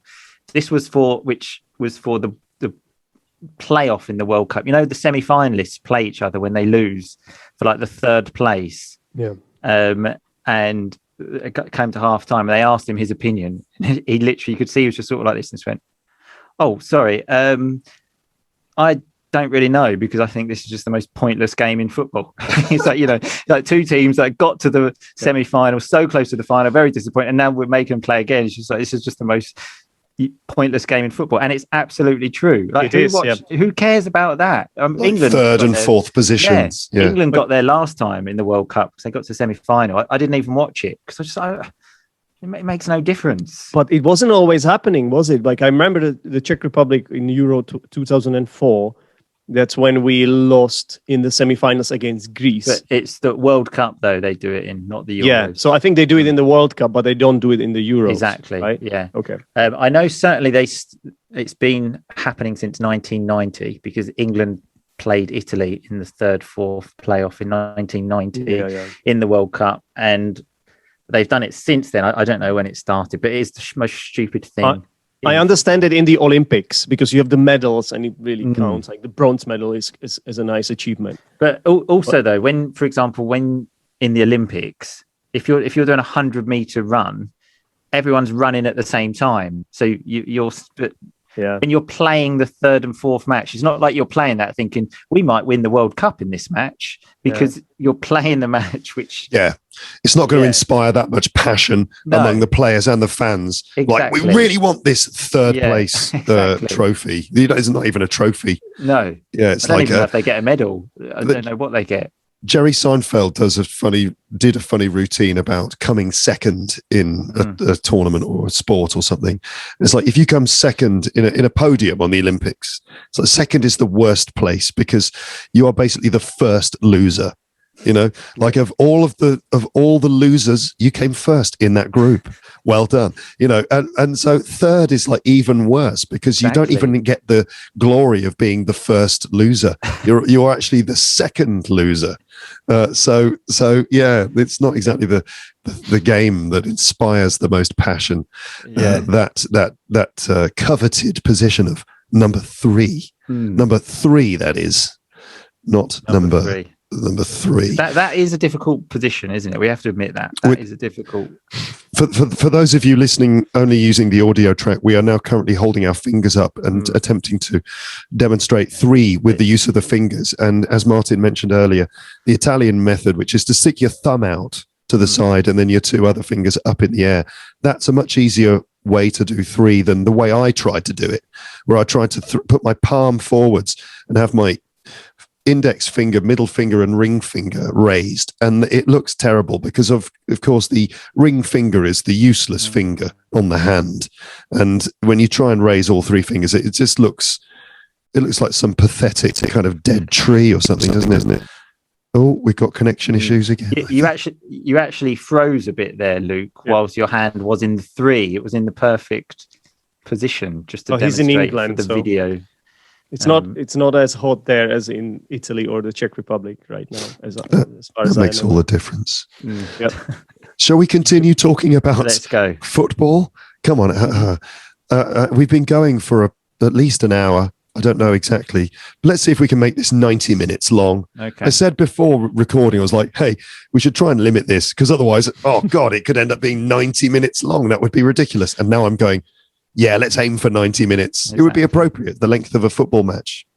Exactly. And while watching England versus Czech Republic or any other game, you could choose to listen to this instead.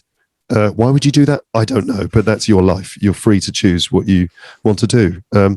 Okay, stop rambling, Luke, and try and get to the questions. Okay. Best goal so far. Any outstanding? Is it too early? It has to go to the Czech Republic player. What was his name that scored from like the halfway line? He's got a funny name, hasn't he? He's got a name that could... Schick, and the goal was really chic. Chic. Patrick Schick, that's his name. Patrick Schick, and yes, that doesn't beat I think he was Russian. and his name was something Yarmolenko. Jerkov. No, he was Ukrainian. Yarmolenko. Okay, was Jerkov. He's a West Ham player, and he scored for Ukraine. Yarmolenko. No, sorry, I'm talking about like famous names of footballers, and there was someone that played about 10 years ago. Oh, and I think right. he played for Russia, and his surname was Jerkov, like. Oh, right. You're referring to so- the name. Okay. Yeah, exactly. Yeah. I always thought that was a good name. Jerkov. Was it not Jorkaev? That was another player. Oh, that's another one. Player. But there was a player called Jerkov. There was also Hulk, of course. Yeah. Oh, that's a bloody quality name, isn't it? Brazilian, right? Yeah. It's it's like if you got Hulk on your team, well, I don't know, is Hulk I'm talking about the Incredible Hulk now, the green one. I mean, Is who he else can you good- be talking about? Is he good at football? I don't think so. He smashes things. But he And I did think that's look why like Hulk. Brazil player. didn't that's why they didn't win during that World Cup, because they had Hulk. It's like Hulk is not a tactical player. He just smashes things. But he wasn't actually the Incredible Hulk, was he? He was just a guy called Hulk. That's such a great name, though. Such a great name. And we also have had kaka, which means shit in some languages. Yeah. It's actually kaka, but anyway. Exactly. Yeah. And my favourite name at the moment in the England team is Tyrone Mings. Okay. Yeah. He's also my favourite player on the team, I have to say. I like him. Yeah. He was a mortgage advisor, wasn't he? And now he's a Premier League footballer and plays for England. So, I did not know that he was a mortgage advisor. If you want to get a mortgage, just give Tyrone a call, and he can help you out. But speaking of names, well, I have to mention this as well. There was a Crystal Palace player, and his name was, I think, Marcus Fitzhall. And this is the best nickname ever. They used to call him One Size. Get it? One Size Fits All. One size fits all. That's such a great nickname. That is good. That is good, isn't it? That is very good. Yeah. Indeed. Bonus question. Who do you look like? Which international footballer do you look like the most? I mean, this is easy for me, isn't it? Martin, who do you think? Yeah. Okay, wait. Who do you think my listeners and commenters in YouTube videos, who do they say I look like? Well, I've got two that come into my footballers. Go on. One, I think, was Monreal that played for Arsenal, right? The left back. I think you look like him. And the other one, I suppose, is Modric. Right. Modric, yeah. Yeah. Look at Modric. My cousin texted me the other day saying, "Oh, another one that I think you look like, Jordan Pickford." No, I don't see it that much myself. I don't see that. But Monreal, I don't know what his first... Nacho Monreal, yeah. Nacho Monreal is separated at birth, I tell you. Really? Okay. Yeah. What about Martin and Zdenek then? I mean, have you ever? I don't know if anyone has ever compared you to a footballer. I have been compared a few times. I mean, I don't like to say it because it makes it sound like I'm boasting about myself, because this person is much, much better looking than me. And I think we don't look anything like. We just both have long hair and a beard, which is George Best. Yeah. But I actually don't think we look anything alike. Everyone just says that because I have long hair and a beard like George Best. And like I said, he was much, much. I think he was the only person I think I heard to sleep with two Miss Worlds. So that's the kind of standard we're talking about. So I don't like to say that because I don't want people to think I'm saying I look like George Best, because I don't think. But that's the one I've heard. Yeah, I think maybe if George Best had a child with Frank Zappa, then maybe. I saw George Best once in a pub, unsurprisingly. With Wayne Rooney. Yeah, I saw George Best in a pub, but it was like in train stations in England, they have pubs that are part of the train station.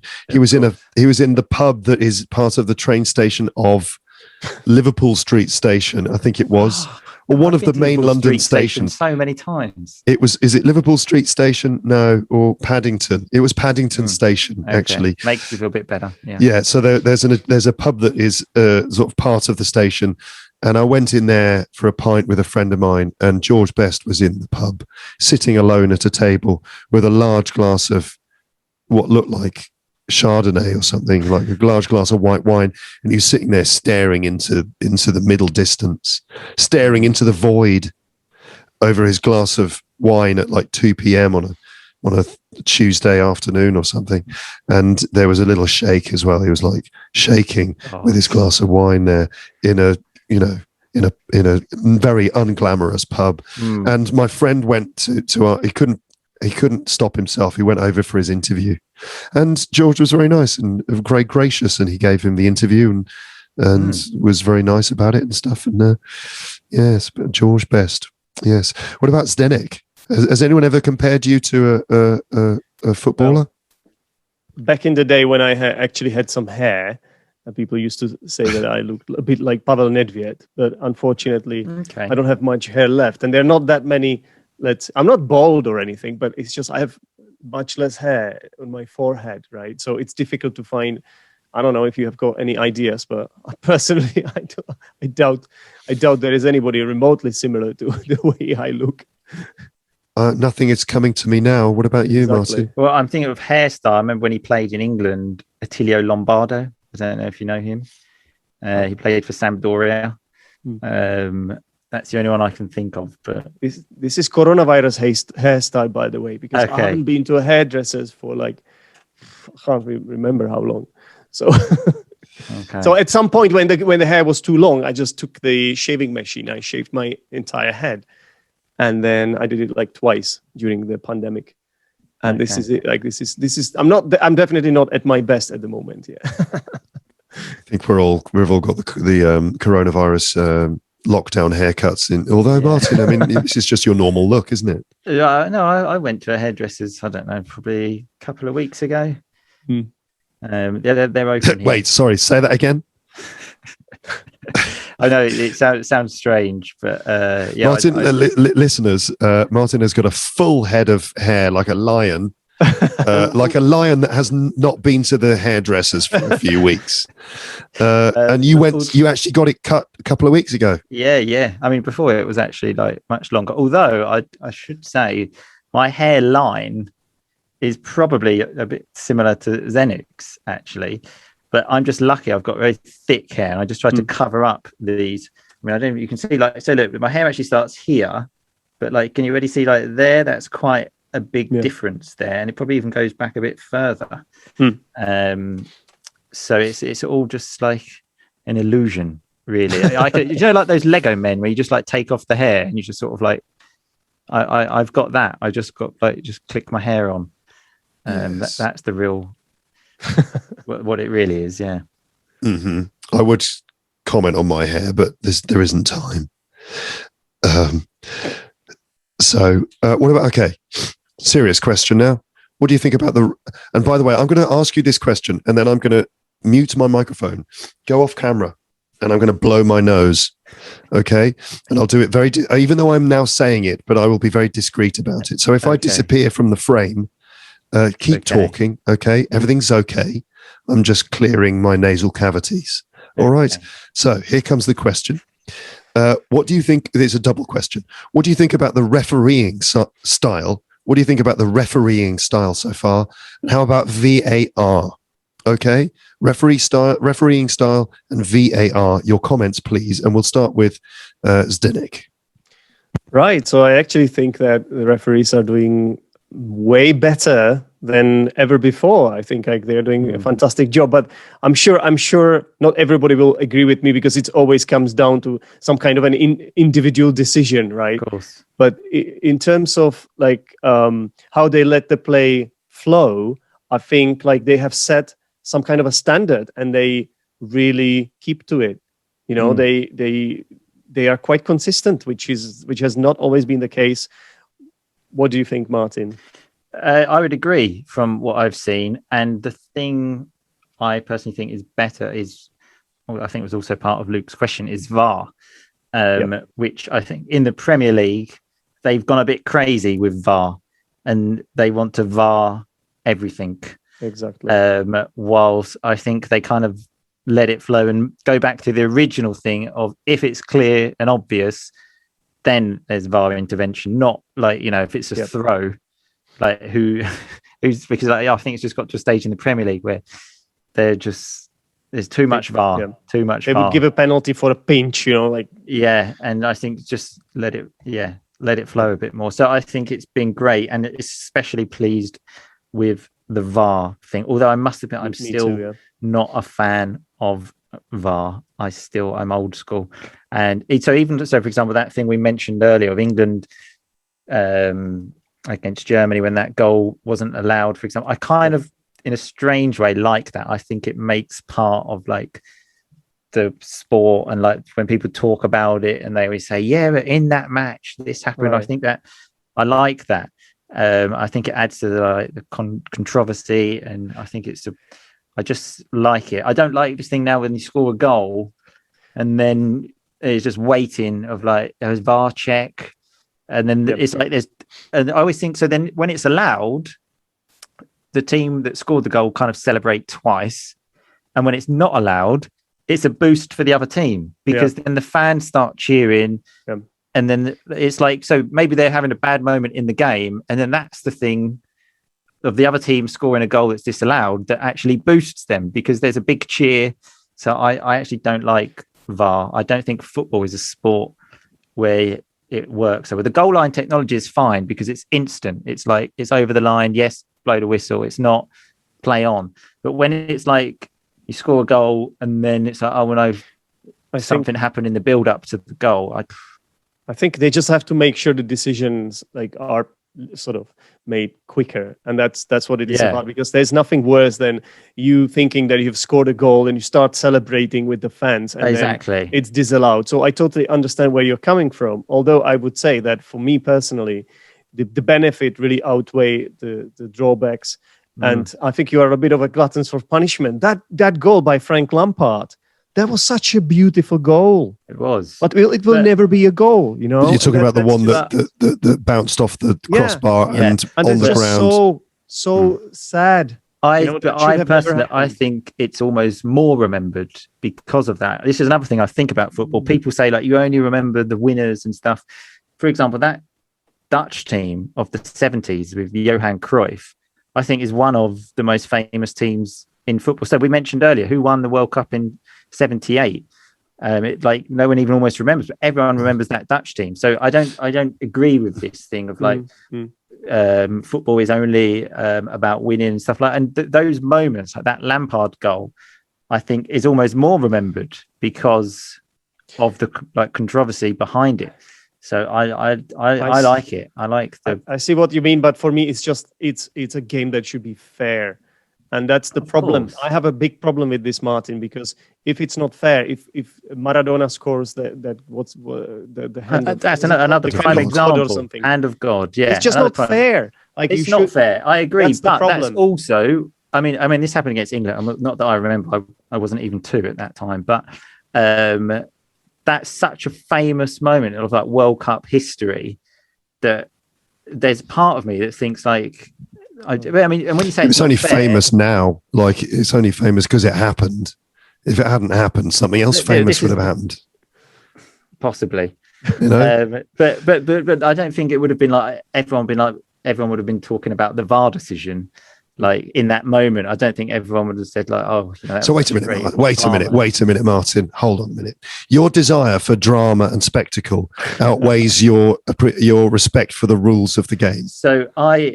So first of all, I'm a football fan before anything, and I just think for the beauty of this spectacle of the sport, which brings people to the stadium, the thrill of like it's just that waiting after the goal and stuff like that. I just think, and when you say not fair, of course that wasn't fair and stuff. It's cheating, but it was fair in the sense that there was a referee there. I don't think the referee thought he scored with his hand, I'm going to give that goal.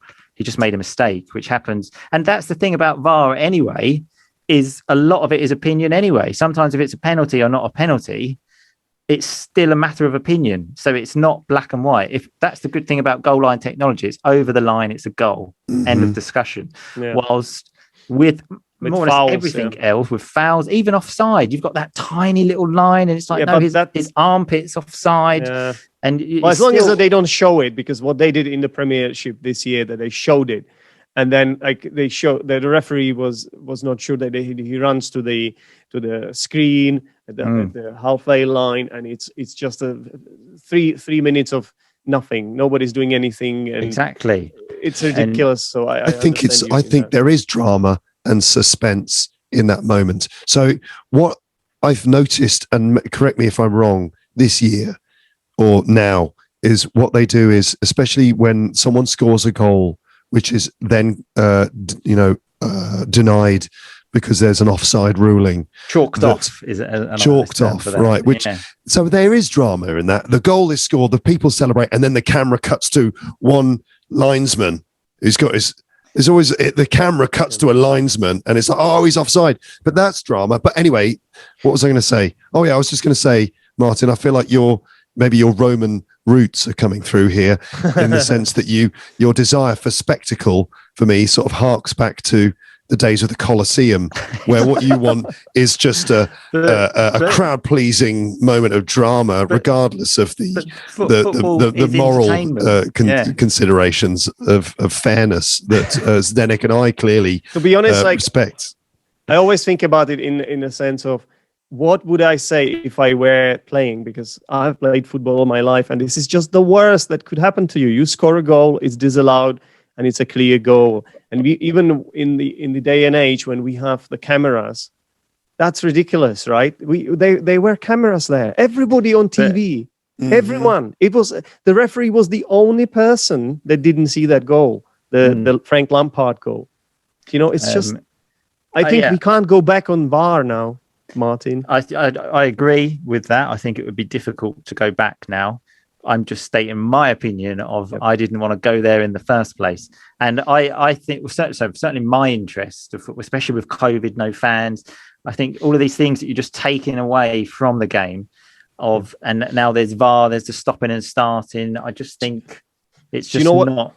It's just not what it was when I was a child. I just taking away from the game. What are you talking about? What are they taking away from it? Just I think the flowing nature of the game. It's just I just don't like it. Do you know what's the worst, Martin? I see what you mean. Do you know what's the worst? When a referee knows it was an offside. Do you know what's the worst? When a referee knows that it's an offside, and then they just let the game play out because there is this weird recommendation to let the action clearly offside. You're watching the match and he knows it offside, and the referee knows it, and everyone does. And he's about to raise the flag, but he doesn't do it until that's finished. Can I say something there? That is for the spectacle, but the ball is played through. The striker is offside, and the linesman raises his flag. The referee doesn't blow his whistle for the offside. He lets the play continue. The goal is scored. They celebrate. Hold on, but that's not what you're talking about. But no, it is. But the linesman doesn't raise his flag. The linesman raises his flag when the goal is scored. After the fact. And that's a recommendation. That's a recommendation. And the reason they do it is because what if the linesman gets it wrong? So it's like let's be safe rather than sorry. But what it does is that the players don't know whether they should, because the players themselves know it sometimes, and it's just so ridiculous. It's kind of like your false. I've seen that even like when supporting whoever's been playing my team, and then it's kind of like you're half supporting the team there because maybe they're like clean through on goal, but you're kind of thinking, well, I kind of know he's offside, so he's going to score this goal. I'm going to half celebrate, and then I suppose we'll have to look at VAR. So I just think it's just taken away from what we perfectly described as the beautiful game. I think the beautiful game is now less beautiful. I think the beautiful game is now like the pretty good looking game. Like it's not to the same level because of, I mean, the COVID thing, obviously that was something they couldn't do anything about. So that's changed that. But the VAR, I think it's taken away. Okay, that's enough for that. I'm not just cutting you off, Martin, because I disagree with you, but I need order. I need to be order. That's fine. I am John Burkow. Order. Happy to be shut up. Yellow card. Viewers, listeners, of course, you are free to share your opinions. Please do. I'm interested. What other people? Am I the only one? Leave your comments in the comments section. Do you think that VAR is a force for good or not? And you can leave your opinions. They are purely academic at this stage because we're not going to get rid of VAR. I don't know if FIFA are watching. I don't know. Yeah, but feel free to have the pointless debate if you like to. Exactly. Yes. Okay. All right. I think we're maybe beyond 90 minutes at this stage, and we haven't talked about England versus the Czech Republic. So this will be our the concluding part of this conversation. So England versus the Czech Republic, your predictions, please. And don't say 2-1, because 2-1 is always the scoreline that people give when they don't know. But anyway, what do you reckon? England versus the Czech Republic, who will win? How disappointing will England be? Zdenek, you can go first. Well, first of all, we should say there's a bit of context as always. So after 2 matches, both teams have 4 points, right? And the best position out of all 4 teams. So the Czech Republic are in the lead because of the goal difference. Yeah, we've got a better score at the moment. But so if we draw, we are the top of the group.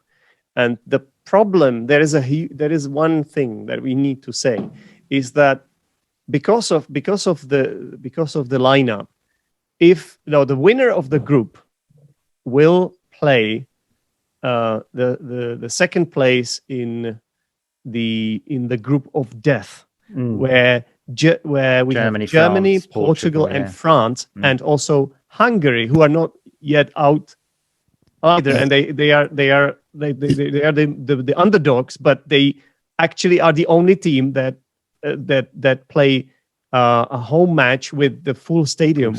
Everybody is allowed to, like all the spectators are allowed to be in, so 100% capacity. So they are crazy. They want it. They really want it. They really want it as well. He says, setting up a joke. They really want it. You could say really want it. Yeah, they are. You could say that they were hungry for victory. So okay, carry on, Zdenek. Oh, sorry. The point I'm trying to make is: do you really want to win this group? There are so many speculations around this that it might not actually be the best to win it, but you can't possibly admit it. Nobody's going to admit it. All the managers, like both managers, are going to say, or all the players are going to say, we're definitely playing to win. We don't want to let our fans down and all that. But to be honest, it's actually better to finish second.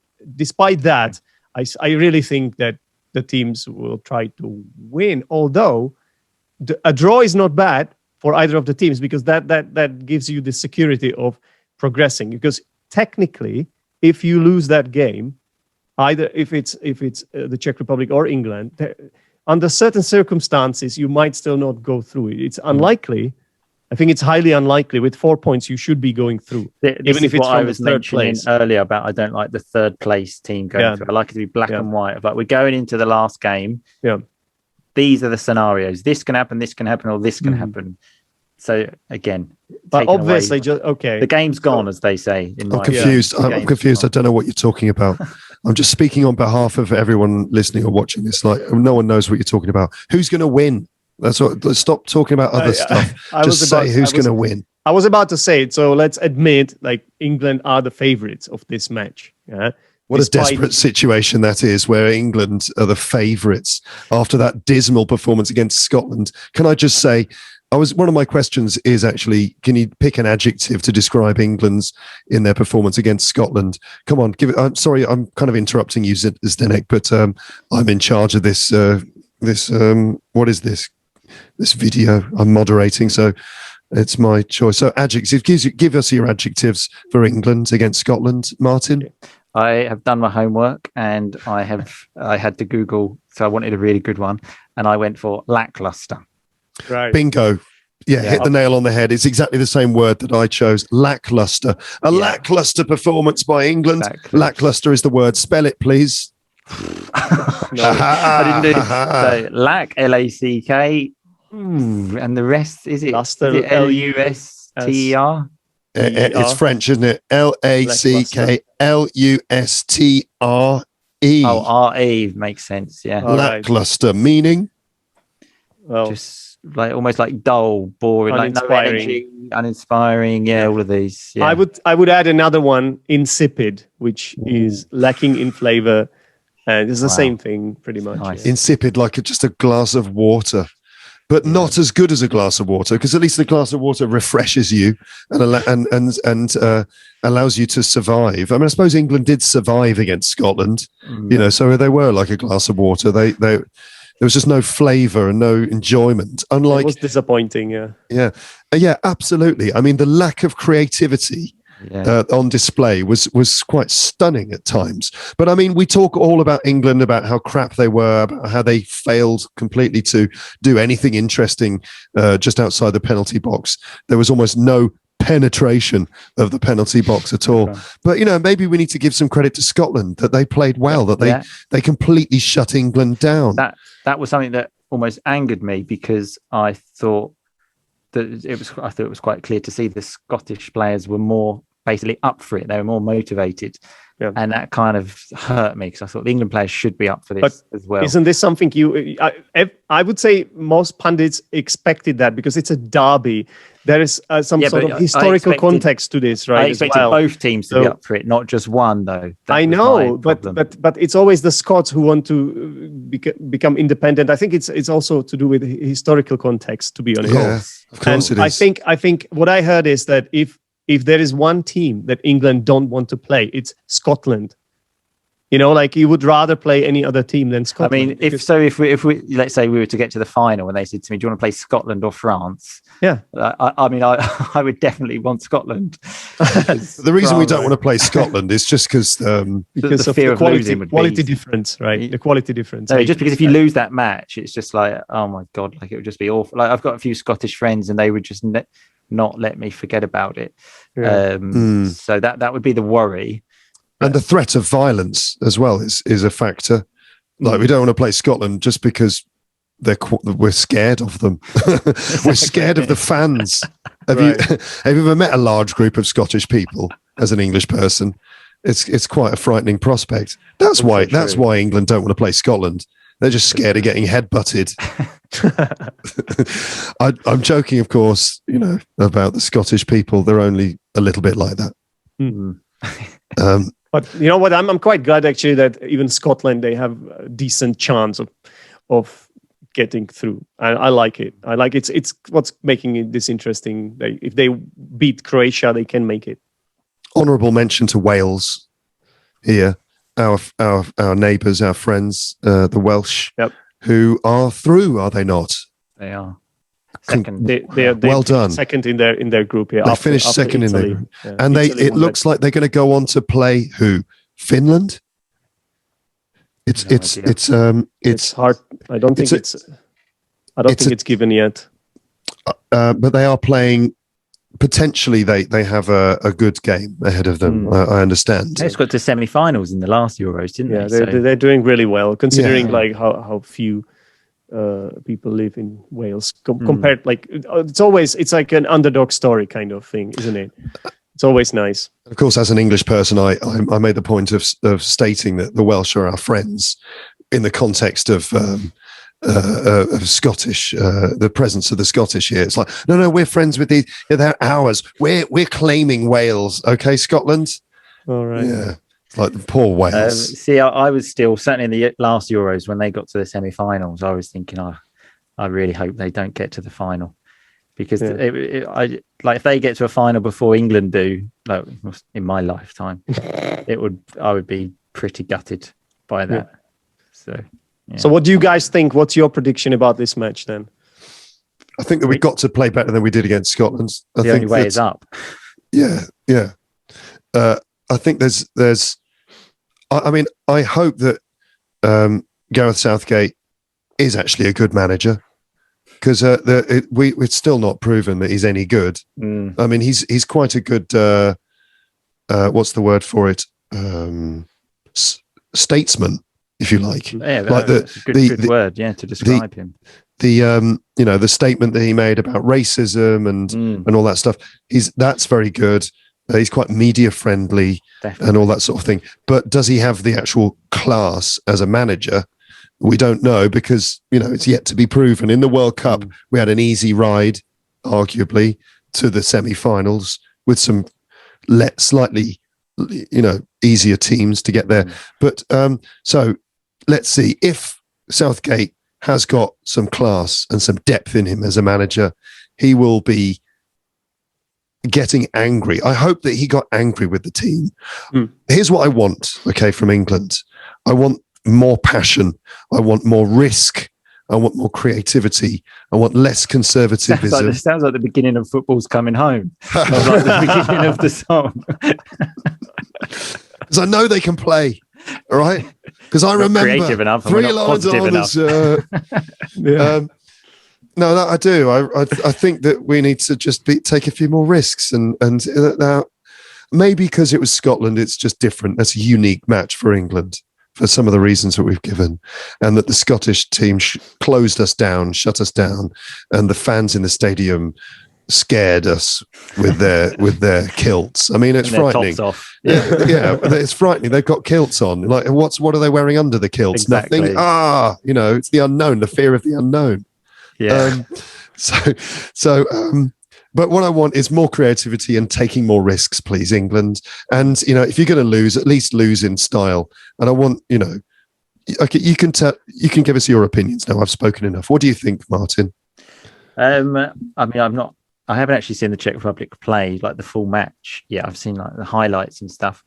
So I can't say I'm particularly sure. The one thing that worries me the most, though, and this happens quite a lot, is England have gone into this tournament, and I'm sure Southgate doesn't know what his best team is. And this is the worrying thing. And nobody knows, because then it's kind of like you get to like 60 minutes, then they kind of like change it up a bit.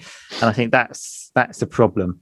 When the starting 11 is quite clear, it's like, okay, I want these players. So I don't think he knows. This is the problem. So I think I'm just not ruling out the possibility of another disappointment. As an English supporter, obviously having so many years of hurt, I'm kind of preparing myself for that, and anything else is a bonus. We mentioned this, I think, in our pre-podcast chat, of my kind of philosophy of life is set expectations low, and anything else is a bonus. So that's, especially as an England fan, I think that's the best kind of like attitude. So my kind of thought is we're going to get knocked out, and then anything above that is a bonus, really. Although it shouldn't happen. You see, this match, I think it shouldn't matter too much. Hopefully both teams will progress, and it's like a win-win. Yeah, if you win, you will be feeling good about yourselves, like your team. But then you're gonna play Germany or France. You don't want that. But I think maybe we need a lift, though. That's the thing. If England get beat, like already now, like after the Scotland game, this is all it takes. After the Croatia game, everyone's like, we beat like the World Cup finalists. This is great. And then didn't even lose, actually drew. And then everyone's suddenly saying, we're terrible again. Southgate, is he a good manager? So if we were to lose and go through and kind of limp into the next round, I think confidence would be like very low. It's a double-edged sword, yeah. Sorry, you can't avoid the top-class teams. You're going to get one sooner or later.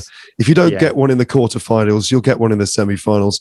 And so that's not the right attitude. It's not the right attitude. I only said it because everybody's saying it, like all the pundits, everybody's talking about it. I'm not talking about your attitude. I'm just saying that for it. Yeah, as you say, everyone is saying this. It's a commonly held view of like, we should try and draw this game because we don't want to play a difficult team. This is like, can we just play, enjoy playing, try and score more goals than the other team? Because don't forget, that's the idea. Yes. Just put the ball in the goal. All right, that's it. That's my statement, guys. Just put that ball in that net as many times as possible and stop the others from doing it. That's it. I actually agree with everything you've said, but I also want to add, in the last World Cup, we had a similar situation. England won their first 2 games and then played Belgium in the third game with both teams having already qualified, and we ended up losing that game. And that was a good thing, because then we had 2 relatively easy matches against I mean, one went to penalties, but we played Colombia and Sweden to get to a World Cup semi-final, and then everyone in the country was going absolutely crazy. I had different football videos on my phone on WhatsApp every day of different versions of football coming home. Because everyone was just getting so carried away. Yeah, it was really annoying, wasn't it? Yeah, I must admit, some of them. That was one of the best periods of my life, I think, seeing England get to a semi-final of a World Cup. Oh well. And that one question that was on here, which I just wanted to quickly mention about. I put the question of best moment as a football fan, and for me, it would be when England beat Colombia on penalties in the last World Cup, because having seen England lose so many times on penalties, and then we missed the first penalty, and like I was on the floor, and then the turnaround, and even now I'm getting just goose pimples just thinking about that. That was such a great moment. Luckily, actually, someone actually filmed that as well. I was in a kind of like sophisticated bar in Italy, and everyone was just sitting down. No, I don't believe it.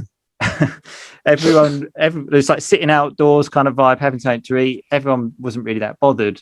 And then someone was obviously filming it. And then you can just see me as he was filming the screen. The penalty goes in, and then you just see Mud running towards the screen and punching the screen. It wasn't like a real screen. It was like, you know, when you project the screen on the thing.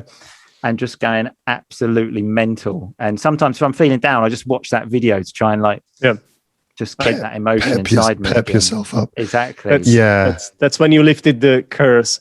And I do exactly the same with a game, Czech Republic versus the Netherlands. That was Euro 2004. That's just like the best game for me to watch, because we were 2-0 down.